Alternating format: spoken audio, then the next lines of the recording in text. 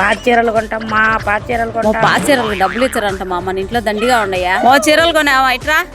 ఎటాటి చీరలు కొంటాను మా చిలుకు చీరలా ఫ్యాన్సీ చూసి అన్ని రకాలు తీసుకుంటామా. ఇదొక చూడ ఎంత ఇచ్చావా చీరలకి?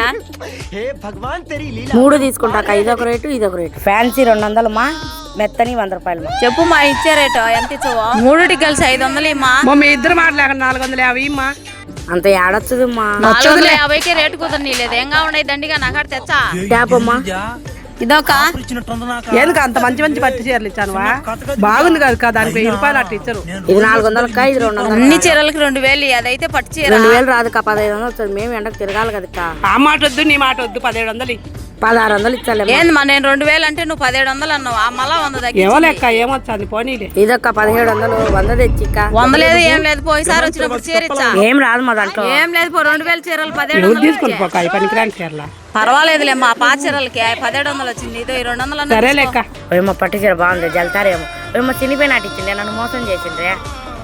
పట్టు చీర వల్ల లాభం వస్తుంది అనుకుంటే పట్టు చీర వల్ల నష్టపోయినాను. ఏ వ్యాపారం వచ్చి రాలేదు.